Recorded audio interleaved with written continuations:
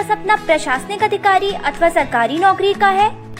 क्या आपके पास संसाधनों का अभाव है? पूर्व राष्ट्रपति द्वारा सम्मानित माननीय अमित बुडानिया के निर्देशन में संचालित किया जाता है। बुडानिया IAS ग्रुप सीकर की डिजिटल इकाई है। चलिए नमस्कार, आप सभी का स्वागत है B+ टीवी में। मैं हूं अमित बुडानिया और आप देख रहे हैं हमारा विशेष कार्यक्रम नॉलेज कॉर्नर। इस कार्यक्रम का आयोजन नियमित सोमवार से शनिवार को शाम 4 बजे किया जाता है और इस कार्यक्रम में हम लोग UPSC और RS की परीक्षाओं के संदर्भ में कुछ मुद्दों पर चर्चाएं करते हैं। हालांकि इस चर्चा के दौरान हम ये सुनिश्चित करते हैं कि परीक्षा उपयोगी संपूर्ण जानकारी आपके साथ साझा की जाए और इस चर्चा के अंत में हम लोग आपको एक प्रीलिम्स का और एक मेंस का क्वेश्चन देते हैं, ये सुनिश्चित करने के लिए कि आपने इस वीडियो को बहुत बेहतरीन तरीके से सुना होगा। आपकी मांग पर हम लोग आपको PDF भी उपलब्ध करवाते हैं। आप ग्रुप के माध्यम से उस PDF को ले सकते हैं। आपको इस वीडियो के विश्लेषण को केवल अच्छे से सुनने की आवश्यकता है, लिखने की आवश्यकता नहीं पड़ेगी, क्योंकि जितना चीजें आपको सुनाई जाएंगी वो सब आपको लिखित रूप में उपलब्ध करवाई जाएंगी। आज के जिस मुद्दे पर हम लोग चर्चा करने जा रहे हैं वो है सियाचिन विवाद का। 21,000 फुट की ऊंचाई पर देश के 10,000 से अधिक जाबाज केवल 110 किलोमीटर सीमा की रक्षा कर रहे हैं। -50 डिग्री सेल्सियस का टेम्परेचर है। स्टीफन कोहन के शब्दों में कहूं तो 2 गंजे लोग कंगे के लिए लड़ रहे हैं। संपूर्ण विश्व हमारी आलोचना करता है, हमारे लिए मजाक का विषय बनाता है, पर हमारे लिए और हमारी सेना के लिए यह गौरव का विषय है कि हम लोग इस क्षेत्र पर हमारी सुरक्षा सुनिश्चित करते हैं। प्रतिदिन की लागत 7 से 8 करोड़ रुपए आती है।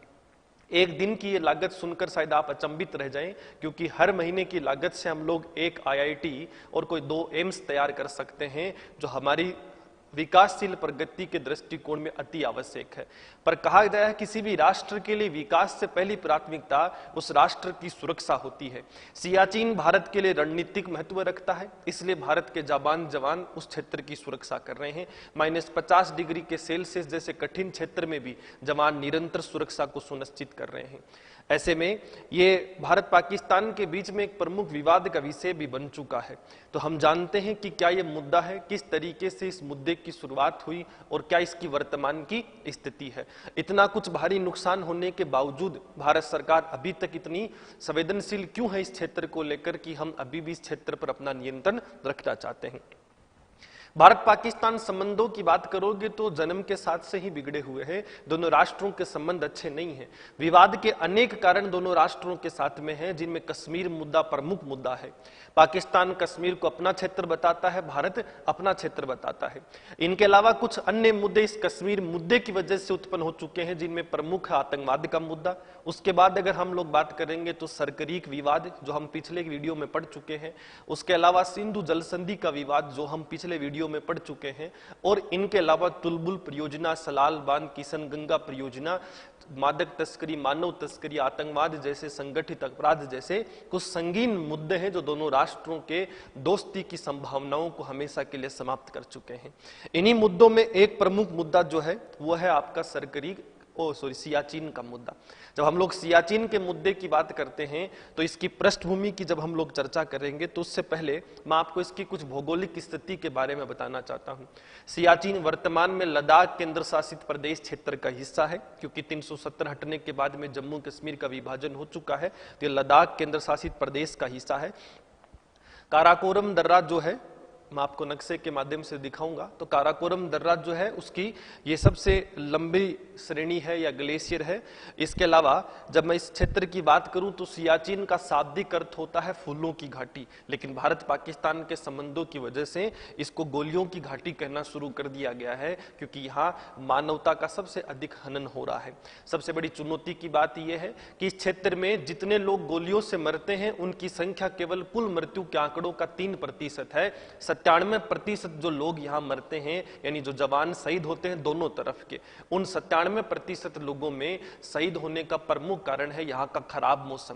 जब हम औसतन बात करें तो यहां -10 डिग्री सेल्सियस से भी अधिक टेम्परेचर रहता है। लेकिन जब हम सर्दी के मौसम की बात करते हैं तो यहाँ -50 डिग्री सेल्सियस तक भी मौसम चला जाता है। खाद्य सामग्री की बात करें तो 3-3, 4-4 महीने का स्टॉक एक साथ यहाँ रखना पड़ता है। इसके अलावा जब हम लोग बात करें तो लॉजिस्टिक सपोर्ट की यहाँ बहुत बड़ी कमी है, और इसका कारण है यहाँ के जो क्षेत्र की दुर्गम स्थिति है, इस वजह से। हम लोग जब बात करेंगे तो हमारी सुरक्षा के दृष्टिकोण में हमारे डिप्लोमेट थे मणिशंकर अय्यर, कांग्रेस के एक प्रमुख नेता हैं। जब इन्होंने पाकिस्तान की यात्रा की थी तो उस दौरान इन्होंने एक बयान दिया था कि दोनों राष्ट्रों के जनरल से अधिक जो है वो यहाँ जनरल फ्रोस्ट बाइट काम करता है, यानी खराब मौसम की वजह से यहाँ दोनों राष्ट्रों के जवानों को नुकसान उठाना पड़ता है। जब हम लोग इस क्षेत्र की बात करते हैं तो इस क्षेत्र भारत के लिए एक रणनीतिक महत्व रखता है। रणनीतिक महत्व इसलिए रखता है कि एक तरफ तो चीन पर निगरानी रखना इस क्षेत्र से आसान है और दूसरी तरफ मैं बात करूं तो चीन के साथ पाकिस्तान पर निगरानी रखना इस क्षेत्र से आसान है। वर्तमान में ये क्षेत्र जो है ये भारत के कब्जे में है और ये बड़ा गर्व का विषय है कि विश्व की सबसे ऊंची युद्ध चोटी जो है वो यही है। विश्व में हाईएस्ट बैटलफील्ड जो है उसको हम सियाचिन के नाम से जानते हैं और ये हमारा सौभाग्य है कि विश्व की सबसे ऊंची युद्ध चोटी पर भारत का नियंत्रण है। जब इस मुद्दे की मैं आपसे बात करूंगा तो आपको एक नक्शा दिखाता हूं। इस नक्शे से इस मुद्दे को समझने की हम लोग कोशिश करते हैं। ये विवाद जो है बहुत पुराना विवाद है, हालांकि इसका जन्म जो है वो 1980 के बाद हुआ। 1947 के अंदर जब दोनों राष्ट्रों का विभाजन हुआ, उस विभाजन के साथ ही इस विवाद की कहानी शुरू हो गई थी। 1949 के अंदर 1949 के अंदर एक कराची समझौता हुआ। इस कराची समझौते की मैं बात करूंगा तो कराची समझौते में क्या किया गया कि सीमा का रेखांकन किया गया, दोनों राष्ट्रों की सीमा को विभाजित किया गया। तो जब हम लोग इस कराची समझौते की बात करेंगे, सीमा का रेखांकन हुआ, तो भौगोलिक तौर पर ये जो रेखा आप देख रहे हैं, यहां एक पिलर है, इस पिलर को कहा जाता है NJ 9842। पिलर संख्या है NJ 9842। तो जब इस पिलर संख्या NJ 9842 की बात करूंगा तो यहां तक तो दोनों राष्ट्रों की तरफ से जो प्रतिनिधि थे वो पहुंचे और पहुंचने के बाद इस पिलर तक, यहां तक पिलर लगा दिया गया। सीमा इस पिलरों के इस तरफ जो है वो पाकिस्तान हो गया और इस तरफ घोषणा कर दी गई कि ये इंडिया है। इसको हम लोग LOC के नाम से जानते हैं, लाइन ऑफ कंट्रोल के नाम से जानते हैं। जब ये विभाजन इस कराची समझौते के तहत हुआ तो उसके आगे खराब मौसम था और ये दर्रा बहुत खराब है। खराब मौसम की वजह से, दुर्गम क्षेत्र की वजह से दोनों राष्ट्रों के बीच में एक सहमति हुई कि हम आगे तो अब जाकर भौगोलिक तौर पर तो ये विभाजन कर नहीं पाएंगे, इसलिए हम एक निर्णय लेते हैं कि इस पिलर से जो सीमा होगी वो उत्तर की तरफ चलती जाएगी। तो उत्तर की तरफ सीमा आगे बढ़ती जाएगी, इस तरफ जो क्षेत्र होगा वो पाकिस्तान का हो जाएगा और दूसरी तरफ जो क्षेत्र होगा वो भारत का हो जाएगा। तो 1949 की संधि में खराब मौसम की वजह से इस पिलर तक तो सीमा रेखांकन कर दी गई, इसके आगे रेखांकन नहीं की गई। भारत ने इस चीज को स्वीकार कर लिया और पाकिस्तान ने भी इस चीज को स्वीकार कर लिया। तब से लेकर इस मुद्दे पर कभी कोई विवाद नहीं रहा। खास कर अचंभे की बात यह है कि 1971 में जब भारत पाकिस्तान का युद्ध हुआ, जो बांग्लादेश का निर्माण करवाता है, उस दौरान हमने पाकिस्तानी सेना को छोड़ने के लिए शिमला समझौता और दिल्ली समझौता किया था। तो 1972 के अंदर जब हम लोगों ने शिमला समझौता किया था, उस दौरान इस सियाचिन को लेकर कोई भी विवाद दोनों राष्ट्रों की तरफ से नहीं उठाया गया। ना तो भारत ने इस पर कोई टिप्पणी की और ना ही भारत के साथ में पाकिस्तान ने इस क्षेत्र पर टिप्पणी की, क्योंकि उस समय तक इसे गैर उपयोगी क्षेत्र माना जाता था। लेकिन कुछ समय बाद सन 1975 के अंदर भारत की जो सेना है वह एक विदेशी नागरिक को इस क्षेत्र से गिरफ्तार करती है। हालांकि वो पूछताछ के उद्देश्य से करते हैं, वो एक पर्वतरोही व्यक्ति था, जर्मनी से संबंध रखते थे। तो 1975 में जब उस विदेशी पर्यटक कहूं कि उससे जब पूछताछ की गई तो उसके पास एक नक्शा मिला और उस नक्शे में ये जो पाकिस्तान के द्वारा निर्मित नक्शा था और उस नक्शे में एक सीमा दिखाई गई। उस सीमा को कहा गया, आपको इस नक्शे के माध्यम से मैं फिर से दिखाना चाहूंगा कि ये जो सीमा है इस पिलर से इस तरफ आगे तक ये काराकोरम दर्रा है। तो इस क्षेत्र पर सीमा को पाकिस्तान की घोषित किया हुआ था। तो उस नक्शे में ये जो सियाचिन वाला क्षेत्र है, क्योंकि सियाचिन ये वाला क्षेत्र है, इसको हम लोग सियाचिन का क्षेत्र कहते हैं टोटल, ये वाला। तो इस सियाचिन के क्षेत्र को उस नक्शे में पाकिस्तान का क्षेत्र दिखाया हुआ था। इससे भारत के जो कर्नल थे, उन कर्नल नरेंद्र तोमर उस समय थे, तो उनको आशंका हुई कि कहीं जब नक्शे में इन्होंने सियाचिन को पाकिस्तान का हिस्सा बता रखा है तो कहीं ऐसा ना हो कि इस क्षेत्र पर उन्होंने कब्जा कर रखा हो।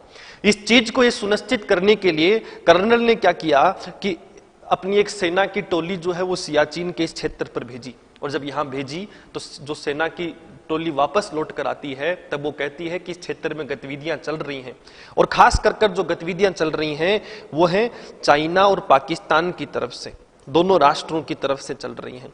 क्योंकि जब हम लोग यहां बात करेंगे, एक दूसरा नक्शे में मैं आपको स्क्रीन के माध्यम से आज तो दिखा नहीं पाऊंगा, लेकिन कोशिश करूंगा कि कल की चर्चा के दौरान थोड़ा सा डिस्कस कर दूंगा। ये जो क्षेत्र है चाइना का बॉर्डर है। यहां जब हम लोग बात करेंगे तो ये चीन ऑक्युपाइड कश्मीर है, जिसको हम लोग क्षेत्र कहते हैं कि इस जो आपके कुछ हिस्सा ऐसा है इस क्षेत्र का जो सियाचिन का जो चीन ने छीन लिया है। ऊपर जब हम लोग बात करेंगे तो वो सीओके 2 है, सक्सम वैली जिसकी हम लोग बात करते हैं, तो वो हिस्सा पीओके का था, लेकिन पाकिस्तान ने चीन को स्थानांतरण कर दिया। और यदि ये सियाचिन भी इनके कब्जे में आ जाता है तो ये पूरा क्षेत्र इस तरीके से जो होगा वो हमेशा के लिए चीन का हो जाएगा और पाकिस्तान का हो जाएगा। तो इस सियाचिन को लेकर इन लोगों में बड़ी चेष्टा थी कि हम कब्जा करें। इसके लिए ये लोग निरंतर काम कर रहे थे, पर पाकिस्तान की इन गतिविधियों को भारत सरकार ने देखना शुरू कर दिया था, खास कर उस पर्यटक से वो नक्शा मिलने के बाद में। फिर अब भारत सरकार ने इस खराब मौसम की वजह से वहां चौकी बनाने की कोशिश की थी, पर चौकी नहीं बना पाई, जिसको हम लोग चेक पोस्ट कहते हैं। तो वो चेक पोस्ट हम लोग नहीं बना पाए, लेकिन उसके बावजूद भारत सरकार ने निरंतर बीच बीच में जाकर इस क्षेत्र पर निगरानी रखना शुरू कर दिया था, क्योंकि काफी दुर्गम क्षेत्र था, तो उस क्षेत्र पर नियमित रूप से बैठ पाना तो संभव नहीं था। हालांकि भारत ने कोशिश की थी, पर जब इस पूरे क्षेत्र की बात करेंगे तो हम बीच बीच में जाने लगे।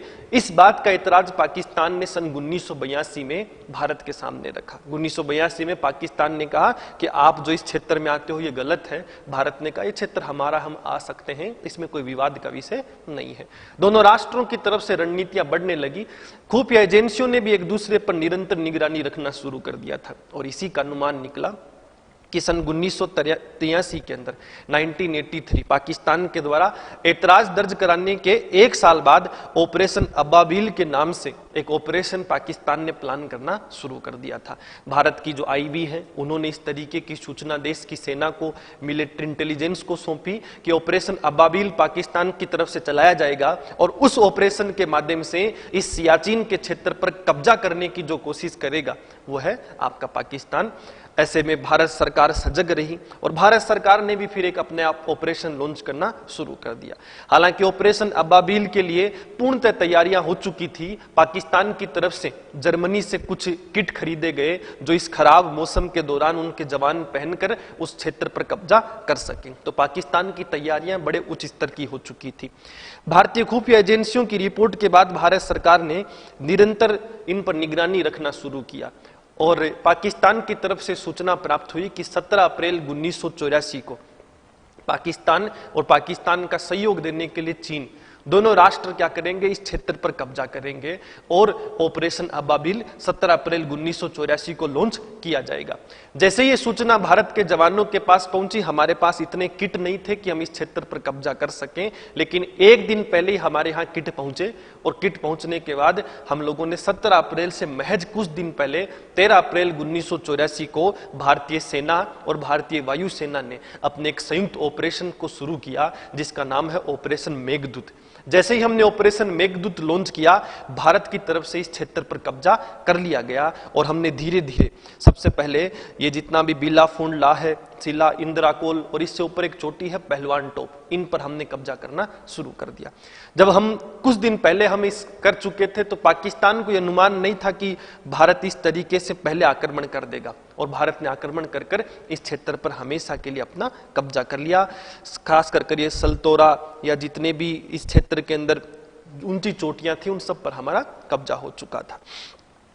सियाचिन पोस्ट की बात करेंगे तो 21,000 फीट ऊंचाई पर आधारित पोस्ट थी। भारत अपनी पहली पढ़त कर चुका था, और उसके बाद हम निरंतर कोशिश कर रहे थे कि अब हम इस क्षेत्र से पीछे नहीं हटेंगे, तो हमने निरंतर अपनी सेना की संख्या को बढ़ाते गए। हालांकि शुरुआत में मौसम की वजह से काफी मौतें हुई, लेकिन फिर भी भारत ने राष्ट्र हित में और इसकी रणनीतिक महत्व को देखते हुए अपनी सेना को निरंतर उसी क्षेत्र में रोकने की कोशिश की। पर पाकिस्तान की जो स्थिति थी वो इस क्षेत्र को लेकर महत्वपूर्ण थी। पाकिस्तान की एक पोस्ट थी इस क्षेत्र के अंदर, जिस पोस्ट का नाम कायदे आजम था। कायदे आजम एक बर्फीली दीवार के पीछे बनी हुई पोस्ट थी, जिस पर भारत की तरफ से आक्रमण करना मुश्किल था। ऐसे में उस कायदे आजम पर कब्जा करना बहुत जरूरी था यदि सियाचिन को सुरक्षित रखना है तो, क्योंकि हम ऊंची चोटी पर बैठ जाए पर हमारे ऊपर रणनीतिक या प्राकृतिक बंकर नहीं थे, हमारी तरफ से सेना के द्वारा बनाए गए थे। इसीलिए आप अक्सर सुनते होंगे कि खराब मौसम की वजह से, बर्फीले तूफान की वजह से जवान उसके अंदर फंस जाते हैं। लेकिन पाकिस्तान को प्राकृतिक तौर पर यह चीज मिली हुई थी और वो 1500 फीट की जो है एक भौगोलिक दीवार कह दूं, एक प्राकृतिक दीवार कह दूं बर्फीली, जिसकी वजह से उनकी जो चौकी ऑटोमेटिक बनी हुई थी वो सुरक्षित थी। ऐसे में भारतीय सेना के लिए आवश्यक था कि सियाचिन से अधिक अब उस क्षेत्र पर भी कब्जा करना आवश्यक है। तो कायदे आजम की पोस्ट पर कब्जा करने के लिए 23 जून 1987 को भारत की सेना ने आक्रमण कर दिया और 23 जून 1987 को भारत की सेना ने आक्रमण कर इस रणनीतिक पोस्ट पर भी कब्जा कर लिया। इस दौरान हमारे एक जाबांज थे और उन जाबांज के नाम पर ही फिर इसका नाम बाना टोप रख दिया गया। तो इसको भी हम लोग बाना टोप कहते हैं। पहलवान टोप, इंदिरा कोल, बिला फोल्ड, इन सब की तरह इसका नाम बाना टोप रखा गया और पाकिस्तान के इस रणनीतिक कायदे आजम जो कहानी थी, इस पोस्ट पर भी भारत ने कब्जा कर लिया। तब से ये क्षेत्र भारत के अधीन है और इस क्षेत्र को लेकर विवाद जो उत्पन्न हुआ वो अब जरा हमें सोचने का विषय है। जब हम इस विभाजन की बात करेंगे तो ये वाला जो पिलर था, इस पिलर तक रेखांकन कर दिया गया, इसको कहा गया NJ 9842, पिलर संख्या NJ 9842। खराब मौसम की वजह से आगे रेखांकन हो नहीं पाया, इसलिए उस कराची समझौते में यह लिखा गया था कि जो सीमा है वो उत्तर की तरफ बढ़ती जाएगी। अब पाकिस्तान कहता है कि उत्तर की तरफ बढ़ने का तात्पर्य है सीमा इस तरीके से चलती जाएगी और सीमा इस तरीके से जाएगी तो ये कराकोरम दर्रा है, तो इस तरफ का ये जो सियाचिन है ये पाकिस्तान का हुआ और इस तरफ का जो क्षेत्र है वो इंडिया का हुआ। पर भारत कहता है कि आप उत्तर इस तरफ कैसे मान सकते हो, पिलर यहां है तो उत्तर तो ऊपर की तरफ होगा। और हमने हमारे भौगोलिक ज्ञान का प्रयोग करते हुए इस क्षेत्र पर हमने कब्जा कर लिया। अब अगर हम हमारी बात करें तो हमारे हिसाब से तो हम सही हैं कि उत्तर इसी तरफ होगा। पाकिस्तान की बात करें तो वो भी अपनी जगह जायज है कि भाई पिलर से उत्तर की तरफ हम लोगों ने बात की थी तो इस तरफ तो आने का सवाल ही पैदा नहीं होता। पर जो भी कहानी है हमारे लिए रणनीतिक महत्व रखता है, इसलिए हमें पाकिस्तान को गलत ठहराना है और हमारा यही मानना है कि ये ऐसा तो लिखा नहीं था कि कराकोरम दर्रा की तरफ जाएगा, लिखा यही था कि इंदिराकोल या से उत्तर की तरफ होगा, उसी तरफ जाएगा। परिणाम स्वरूप ये 110 किलोमीटर की एक सीमा है जिसको हम लोग AGPL कहते हैं, एक्चुअल ग्राउंड पोजीशन लाइन जो है AGPL। इंदिराकोल से लेकर NJ 9842 तक जो है वो है AGPL, actual ground position line. यानी आज यहां पर भारत के 10,000 से अधिक सैनिक तैनात हैं इस क्षेत्र पर कब्जा किए हुए, इसको हम लोग AGPL कहते हैं। ये 110 किलोमीटर की भारत और पाकिस्तान के बीच की सीमा है और हमने घोषणा कर दी कि यह क्षेत्र हमारा है। इस आधार पर सन 1984 से आंशिक भाग और सन 1987 से यह पूरा क्षेत्र जो है ये भारत के कब्जे में है। इसके बाद दोनों राष्ट्रों की तरफ से निरंतर विवाद का विषय बनने लगा और जब विवाद बनने लगा तो संपूर्ण विश्व की प्रजातियों ने हम पर टिप्पणी करना शुरू कर दिया कि तुम दो गंजे लोग हो जो कंगे के लिए लड़ रहे हो। ये एक ऐसा संवेदनशील क्षेत्र है जहां -50 डिग्री सेल्सियस का टेम्परेचर है, जहां 97% लोग मौसम की वजह से मर रहे हैं, जहां कोई आपको लाभ नहीं होने वाला। 10 करोड़ से अधिक प्रतिदिन की लागत भारत की आती है, प्रतिदिन की, ये मायने रखता है। और ऐसे में एक महीने की बात करूं तो 300-350 करोड़ रुपया हम खर्च कर देते हैं। 300-350 करोड़ रुपया में हम एक IIT तैयार कर सकते हैं, 700 करोड़ के अंदर हम एक एम्स तैयार कर सकते हैं, यानी हर 2 महीने के खर्चे में एक एम्स तैयार हो जाएगा। लेकिन भारत का मानना है कि सुरक्षा के दृष्टिकोण में इस क्षेत्र का महत्व है, हम 10 करोड़ प्रतिदिन खर्च करने को तैयार है, पर इस क्षेत्र पर हमारा नियंत्रण बना रहेगा। पाकिस्तान की इतनी हैसियत नहीं है, पर फिर भी पाकिस्तान निरंतर बीच बीच में कोशिश करता है कि इस क्षेत्र पर वो कब्जा सुनिश्चित कर सके। इसलिए विवाद का विषय दोनों तरफ से चलता गया। अंतर्राष्ट्रीय स्तर पर हमारे ऊपर कोई दबाव नहीं बन पाया क्योंकि 1972 के बाद शिमला समझौता के तहत एक कथन लिखा गया है।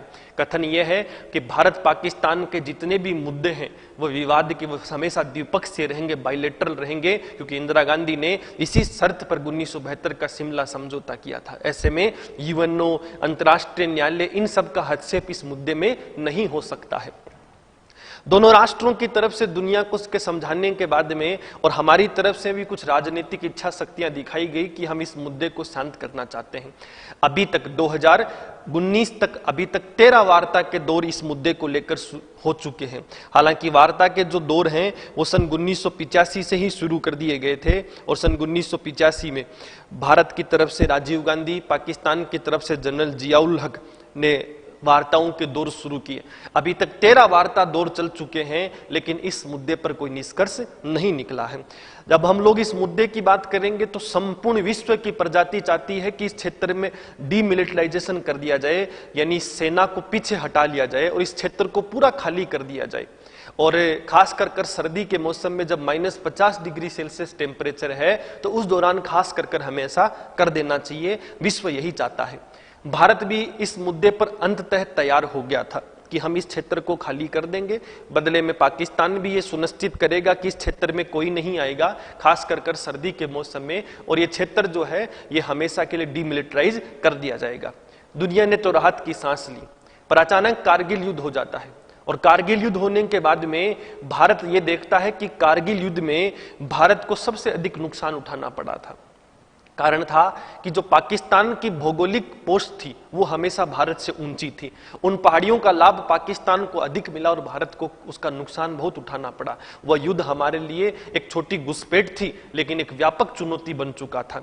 उस कारगिल के अनुभव के बाद में भारत सरकार इस क्षेत्र को खाली नहीं करना चाहती थी, इसलिए भारत सरकार ने इस मुद्दे पर एक रोड़ा पूरे विश्व के सामने अटका दिया। भारत ने यह कहा कि हम मानवता के नाते, संपूर्ण विश्व में शांति कायम करने के नाते इस क्षेत्र को खाली तो कर देंगे, पर उसके लिए एक शर्त है, और वो शर्त यह है कि आप लोगों को, पाकिस्तान को यह स्वीकार करना पड़ेगा कि जो AGPL है, एक्चुअल ग्राउंड पोजीशन लाइन है 110 किलोमीटर की, यही वास्तविक सीमा है भारत और पाकिस्तान के बीच में। इसका अर्थ यह हुआ कि पाकिस्तान को कबूल करना पड़ेगा कि सियाचिन भारत का है, और यदि पाकिस्तान कबूल कर लेता है तो हम डिमिलिटराइज कर देंगे, इस क्षेत्र से हमारी सेना को हटा देंगे। पर पाकिस्तान के लिए मुश्किल है। मुश्किल इसलिए है कि अगर ये स्वीकार कर लेता है पाकिस्तान की क्षेत्र भारत का है, फिर तो सियाचिन का मुद्दा ही हमेशा के लिए खत्म हो गया। तो दोनों राष्ट्रों के बीच में अभी ये विवाद का विषय बना हुआ है। अभी भारत की पकड़ इस क्षेत्र पर है, लेकिन इस पर अंतर्राष्ट्रीय हस्तक्षेप नहीं हो सकता शिमला समझौता के कारण से। यदि होगा तो भारत मानने को बाध्य नहीं है, क्योंकि अंतर्राष्ट्रीय कानून कहते हैं कि यदि दो राष्ट्रों के बीच में द्विपक्षीय वार्ता का समझौता हो चुका है तो उसके अंदर कोई भी अंतर्राष्ट्रीय न्यायालय, संगठन या क्षेत्रीय संगठन हस्तक्षेप नहीं कर सकते हैं। ये क्षेत्र भारत के लिए रणनीतिक महत्व रखता है। अब हमारे लिए प्रतिष्ठा का भी सवाल बन चुका है, क्योंकि विश्व की सबसे ऊंची युद्ध चोटी पर नियंत्रण है। ये हमारे लिए नुकसान अधिक हो, लेकिन हमारे रणनीतिक फायदे अधिक हैं, क्योंकि इस क्षेत्र से हम लोग चीन पर भी निगरानी रख सकते हैं, पाकिस्तान पर निगरानी रख सकते हैं, और भारत के शौर्य को सुनिश्चित कर सकते हैं कि हम लोग, हमारे जवान -50 डिग्री सेल्सियस भी काम करने को तैयार है। तो आज के इस विश्लेषण में हमने सियाचिन के मुद्दे पर संपूर्ण चर्चा की है। अभी यह विवाद का विषय बना हुआ है, कोई अंतर्राष्ट्रीय संस्था इसमें हस्तक्षेप नहीं कर सकती है, और 1949 में कराची समझौता हुआ, उस दौरान ये विवाद का मुद्दा नहीं था। ये मुद्दा खास कर 1980 के बाद अधिक रूप से विकसित हुआ है। इससे पहले इस मुद्दे पर इतनी अधिक चर्चा नहीं थी। तो आज के इस विश्लेषण की जब हम लोग बात करेंगे तो आपने यदि अच्छे से सुना होगा तो एक सवाल पीटी का आपकी स्क्रीन पर आप देख रहे होंगे, और इस सवाल का जवाब आपको देने की आवश्यकता है कि सियाचिन विवाद के संबंध में निम्नलिखित कथनों पर विचार करने की आवश्यकता है। पहला लिखा है कि यह विवाद 1970 से पूर्व का है। दूसरा लिखा है यह अंतर्राष्ट्रीय न्यायालय में विवाद का विषय है, और तीसरा लिखा है 1984 में भारत ने ऑपरेशन मेघदूत से इस पर नियंत्रण कर लिया था। पहले कथन की बात करूं तो गलत है। 1949 में जब ये कहानी शुरू हुई थी तब विवाद नहीं था, 1970 में भी विवाद नहीं था। 1975 में जर्मनी का एक पर्यटक पाकिस्तान द्वारा निर्मित नक्शा लेकर इस क्षेत्र में घूमता है, तब भारत अपनी गश्त बढ़ाता है। तो सन 1980 के बाद में ये मुद्दा बना था, खास कर 1982 में पहली बार जब पाकिस्तान ने भारत पर आरोप लगाया था कि वह उनके क्षेत्र में प्रवेश कर रहा है। इसके अलावा जब बात करूं ये अंतर्राष्ट्रीय न्यायालय में विवाद का विषय है, तो ये कहानी गलत है, क्योंकि इस मुद्दे पर कोई अंतर्राष्ट्रीय न्यायालय या संगठन हस्तक्षेप नहीं कर सकता है। और तीसरे कहानी की बात करूं, सन 1984 में भारत में ऑपरेशन मेघदूत पर इस नियंत्रण किया, तो पूर्णतः सत्य है। भारत के द्वारा ऑपरेशन मेघदूत के माध्यम से ही इस क्षेत्र पर नियंत्रण कायम किया गया था। इसके अलावा एक मेंस का सवाल आपकी स्क्रीन पर है जो आप देख सकते हैं, और इस मेंस के सवाल की हम लोग बात करेंगे तो यह है कि सियाचिन विवाद क्या है, इसके रणनीतिक महत्व पर चर्चा करें। तो आपको एक टेक्सचुअल क्वेश्चन मिला है कि सियाचिन विवाद है क्या, तो आपको उसको समझाने की आवश्यकता है, और दूसरे भाग में इस सवाल के समझाने की आवश्यकता है कि इसका रणनीतिक महत्व क्या है, भारत के लिए क्या सामरिक महत्व रखता है चीन पाकिस्तान के दृष्टिकोण में। इस तरीके के विशेष कार्यक्रम और अन्य टॉपिकों पर चर्चा प्राप्त करने के लिए देखते रहिए AB+ TV।